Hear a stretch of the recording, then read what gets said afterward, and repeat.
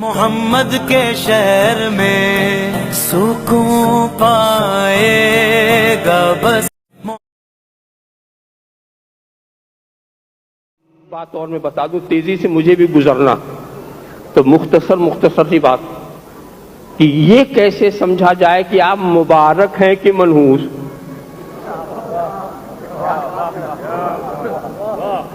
تو پھر یہ دیکھو کہ انجام کیا. انجام الاعتبار بالخواتین. اگر آپ آخر میں مبارک تو پوری زندگی مبارک، اور اگر آپ آخر میں منحوس تو پوری زندگی منحوس. انجام رب تبارک و تعالیٰ جسے چاہے پل بھر میں جنتی جو نظر آ رہا ہے وہ جہنمی ہو جائے، اور جہنمی جو دکھ رہا ہے وہ جنتی ہو جائے. تو اعتبار کس چیز کا ہے؟ آخری بات کا کہ آخر میں تو کیا. اسی لیے کسی کو حق نہیں ہے چاہے وہ کتنا ہی بڑا ایمان والا کیوں نہ ہو کہ یہ دعویٰ کرے کہ میں جنتی ہوں. اور آپ کو بھی حق نہیں ہے کہ چاہے کوئی کتنا ہی خراب کیوں نہ ہو آپ اسے جہنمی کہہ دیں. پہلے دیکھیے کہ موت کس پر ہوتی ہے. ایمان پر موت تو جنتی، کفر پر موت تو جہنمی. تو موت کو دیکھیے آخری گھڑی کیا ہے، توبہ پر جنتی. اس پر کچھ لوگ عجیب ہیں.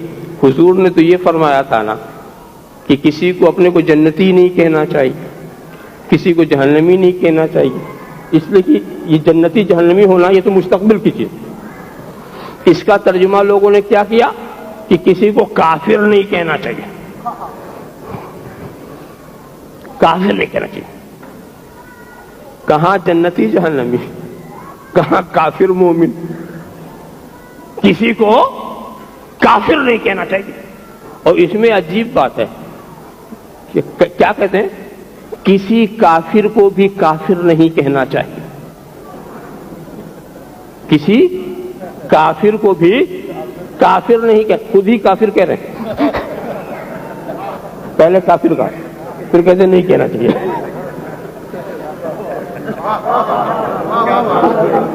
کسی کافر کو بھی کافر نہیں کہنا چاہیے. اور دیکھیے یہ وہ لوگ کہتے ہیں جنہیں سورہ کافرون خوب یاد ہوگی. ان سے پوچھئے قل یا ایھا الکافرون، اے محبوب تم کہو اے کافرو. تو رسول نے یہ کافر کس کو کہا؟ تو اگر کافر کو کافر نہیں کہنا چاہیے تو رسول نے یہ کافر کس کو کہا؟ مگر دلیل سنیے، کسی کافر کو کافر نہیں کہنا چاہیے. تمہیں کیا خبر کہ مرنے سے پہلے مومن ہو جائے. اب دلیل کتنی؟ تو اب ایسے ہی آپ ان سے بھی کہہ دو کہ کسی مسلمان کو مسلمان نہیں کہنا چاہیے. تجھے کیا خبر کہ مرنے سے پہلے کافر ہو جائے. اگر یہ دلیل ہے. دیکھو مرنے کے بعد جو ہوگا وہ تو کہا جائے گا، مگر اس وقت جو حالت ہے وہ بیان کرنا ضروری ہے. کافر کو کافر نہ سمجھنا بھی کفر ہے.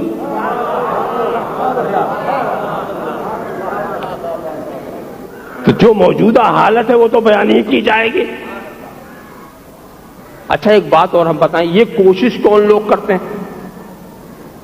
جب کوئی یہ کہنا کہ کسی کافر کو کافر نہیں کہنا چاہیے، کسی مشرک کو مشرک نہیں کہنا چاہیے، تو سمجھ لینا کہ اس کے اندر کوئی چور بیٹھا ہوا.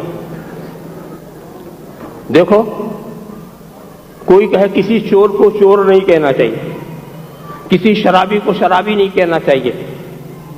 یہ نہ سمجھو کہ وہ چوروں کا ہمدرد، یقیناً وہ خود چور ہے.